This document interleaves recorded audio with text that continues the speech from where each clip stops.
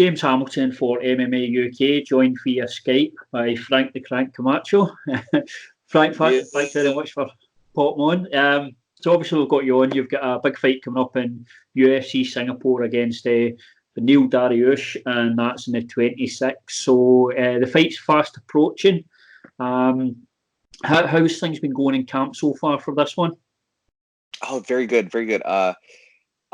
So I'm back here at Team Oyama's in Irvine, California. I'm originally from Saipan and Guam, from the Mariana Islands. So it's a hike. It's about 20 hours of like traveling to get here. But the weather's great, man. You know, like you said, it's like bright and sunny outside. So, you know, California is always great. And if anything, just a really great team, a really great coach, and just a really good environment, man, that I've really enjoyed, and I'm constantly learning. And you can see from my previous fight, you know, like I'm just having a lot of success and just really loving mixed martial arts, like a born again love for it, you know. Yeah, that's just as you touched on there. Obviously, this is your second camp now out there, and from your last fight against Nick Kine. Going into that fight, obviously you were going down to 155 to meet Nick. That was a big fight for you. I'm assuming a lot of pressure going into that fight as well after coming off a couple of losses. Can you talk to us a bit about that, about what the pressure was like leading into that fight against Nick Kine?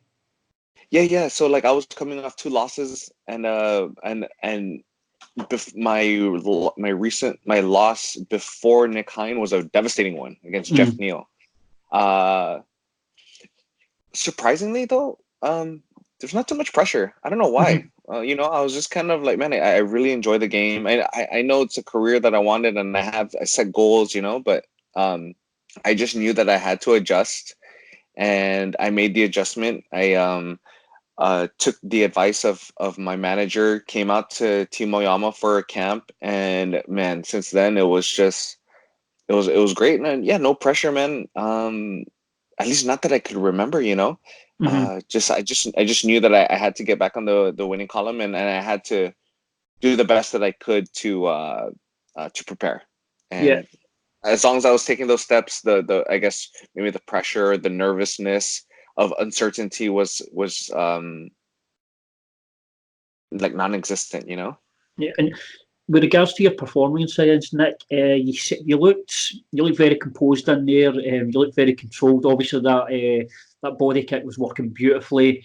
Did you feel that in there? Did you feel more composed than you have been in previous fights, and you were almost controlling your aggression a bit more as well?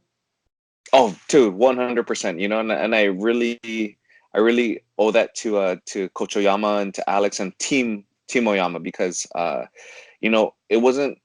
Yeah, Coach Oyama in the corner was saying, "Hey, we're not brawling, Frank. You know, we're not brawling." Yeah. But if anything, they were saying different trigger points or trigger words to have me not brawl. You know, like, hey, stay behind the jab. You know, so it was just these little like trigger words that were reminding me to stay composed. And I see the results, dude. I could have easily made that fight super hard, and it could have been a. Dude, you see the kind, he's built like a freaking tank, dude. I could have easily made it so difficult, you know. Maybe like definitely a fan, like, you know, like a fan brawl scrap, whatever. But it was I really loved my performance, and I just really loved how I felt during the fight. You know, like I used all my tools, or I used most of my tools, not all of them. Well, you've got one very obviously your ground game.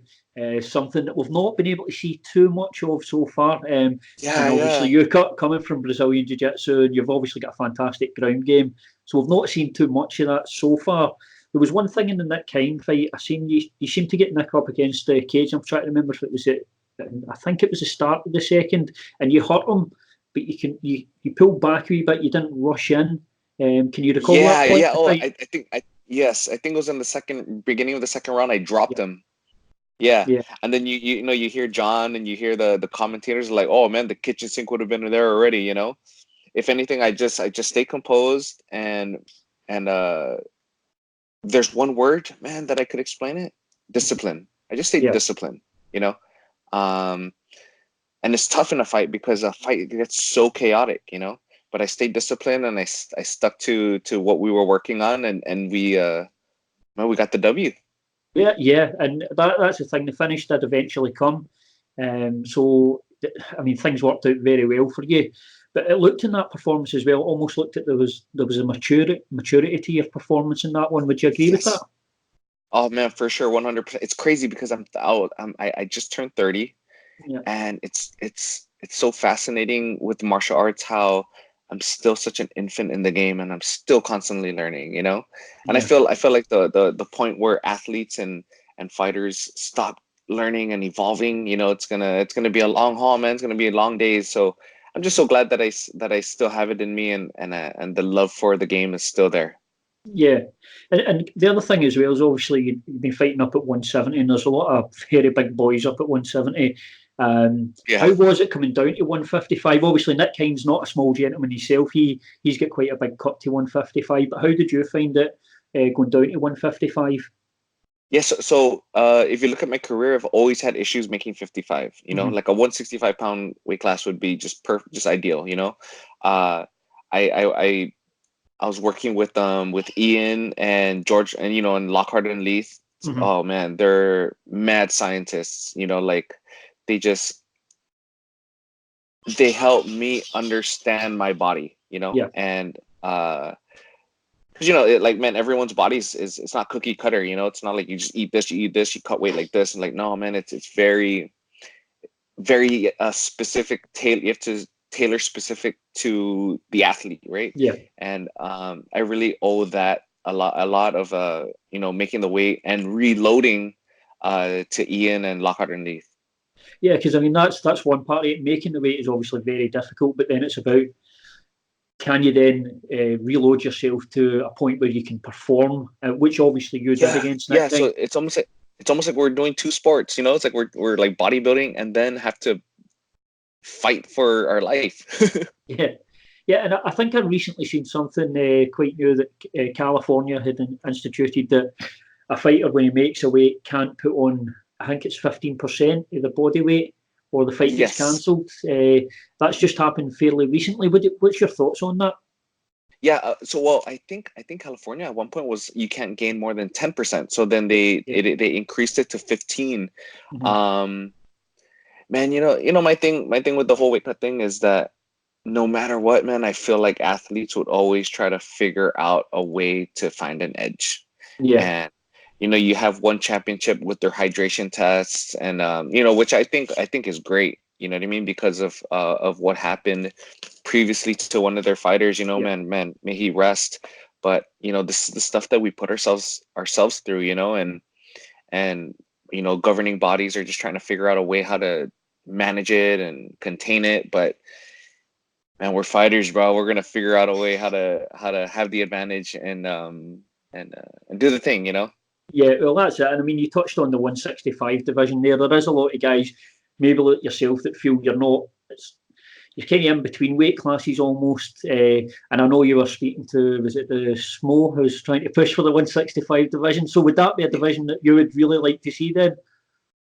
Oh, for sure, 100%. Yeah, and so obviously, let's talk about your next opponent. You're going in there against Beneil Dariush. I believe he's top 15, 14th ranked at the moment. And you're popping over to Singapore for that fight. Have you been to Singapore before? Have you ever been over there? Yes. So Singapore is very, very dear to my heart, man. Like, so I just launched a fight shirt, right? And on the fight shirt there is a Singapore flag. I am not Singaporean at all. I have no ties to Singapore, but Singapore's where I made my debut. Yeah. And it's just very close to my heart, man. And it's it's just one of those things where my dreams were made, and I fought the leech in Singapore. Good God, that guy was tough. But yeah, Singapore, beautiful, beautiful city and amazing fans. Yeah, and where can people get a hold of that T-shirt, and when will that be released? Is it released today? Oh, it's crazy. It's actually going to be releasing in 30 minutes online on my website at frankthecrank.com. Perfect. So yeah, guys, go and check that out. Obviously, go and buy that T-shirt and make sure you're repping that as well. For sure. One thing looking at your career as well is you've got probably something that stands out in your career, and the fact that you fought a family member. Yeah. That's crazy. Could you tell it? We'll obviously go on to the fight with Benil in a second. I'd love to hear that story. What kind of happened? What transpired there? When I fought my uncle. Yeah, yeah. Oh, dude. Okay, so what happened was my second fight. If you look at my shirt out, or if you look at my record, right, you see like my first fight and my second fight is like a win over Mike Camacho. You know, it's like what Right. the heck? You know, man, the islands are so small. So like, if you have the same last name, you're most likely related. You know, Yeah. so man, my uncle Mike, martial artist, tough guy. So we were both supposed to be on the same card. Mhm. But what happened was my opponent pulled out or got injured, and the same thing happened to his. Yo, we've been training for weeks, and it was like, hey, boy, you want to fight? We're like, okay. I mean, there's nothing much to do on an island, you know what I mean? So it's kind of like it was one of those things, and yeah, we ended up signing the contract, and it came through, you know. Was it a wee? Obviously, I'm assuming you've been training with your uncle, and you should probably sparred before. But was it quite a surreal experience, actually going in there and knowing that this is an actual fight? It's not sparring, it's not training. Was that quite weird? Man, I don't know. You know, some a lot of fighters have different approaches, right, to the game. Hmm. Some people, when they go into the cage, it's like kill, and I'm gonna, like, you're taking this away from me, like all these things, right? For me, um, I don't really feel that, like I like to. I guess I have a different approach to it, a different mental approach to it, and it was more like just a competition. I mean, for granted, right? Like I'm getting him in the clinch and I'm throwing freaking knees to his face and I'm stomping on him, the old pride rules. But man, I was just trying to get the job done, and um, yeah, it's kind of weird. I don't know. I'm not Uh, that big of a confrontational guy anyway. You know what I mean? So I was like, I just love the fight. I love the sport and the martial arts aspect to it. But yeah, well, you're honestly crazy, crazy, you're the only fighter I've crazy. ever heard of that's ever fought a family member. I don't think I've heard Yeah, of yeah. that before. I'm sure it's happened somewhere out there, probably in Russia, but I've Yeah, man, not. dude, that's what happens when you come from a small island. The pool of fighters are not that much. Well, if nothing else, it's a good story as well, and you got the win. Yeah, yeah, for sure. So, with regards to the fight against Benil, how big an opportunity do you see this as? Obviously, Benil's ranked quite highly in the division. Do you feel then a win here just shoots you right up the lightweight division? And going forward, do you see your future in this division now?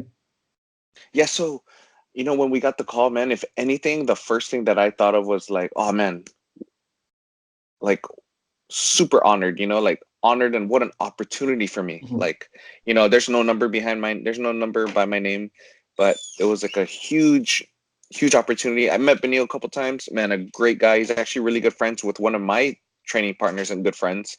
And man, the game is so small, but I'm just so glad that all parties agreed, and it's an opportunity for me to really put a stamp on my name and in the division, and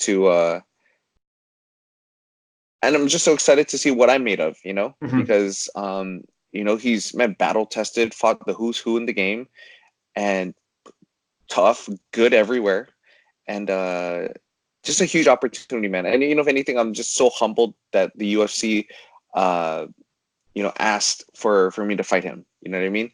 And he had a tough fight, his last fight, but he pulled off a win over Dober. And Mhm. um I got to fight Dober. Unfortunately, it was like a controversial loss, but it is what it is, man. I lost by decision, and it just makes this fight behind. If you look at the history of the opponents that we fought, it just makes it very, very interesting.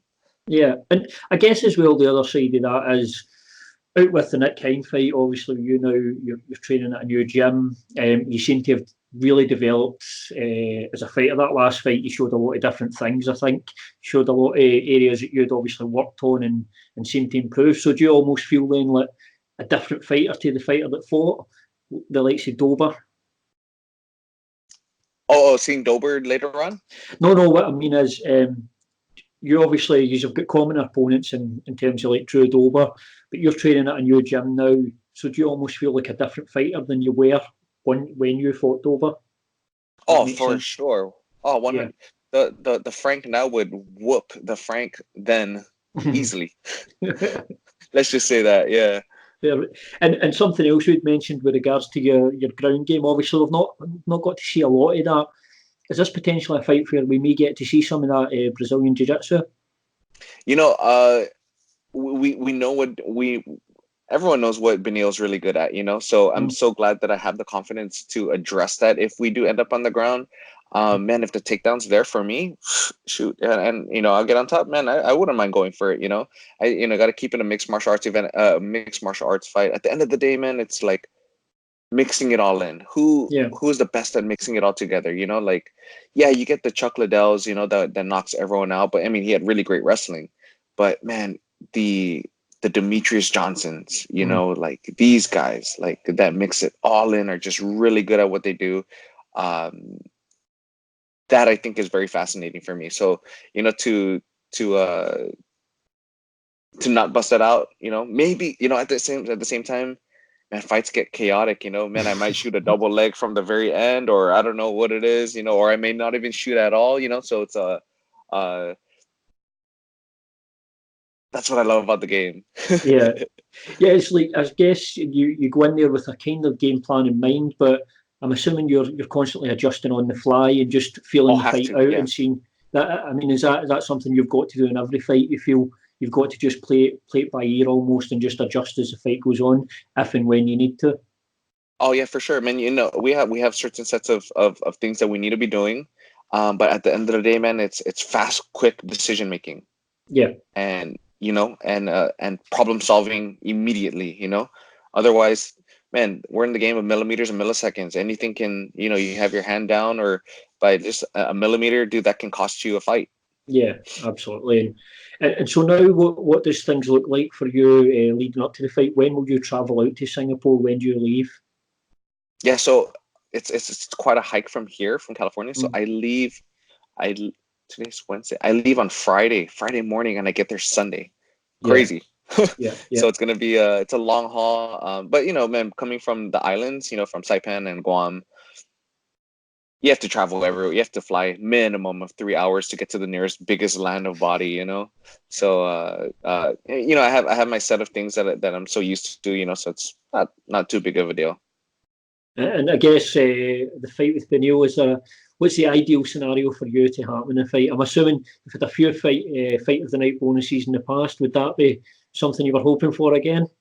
Man, so I've kind of like I've never really had so my first 3 fights, right, fight of the night, I never really thought of like, man, I'm gonna go in there and like, man, if anything, I think the reason why I got fight of the night is because I'm just trying to freaking go in there and like finish the fight. Yeah. But if anything, right now it's how to defend myself properly and how to get the win. Hey man, if we get I would rather hunt for the performance of the night than a fight of the night. But with how tough Beneil is, you just never know, dude.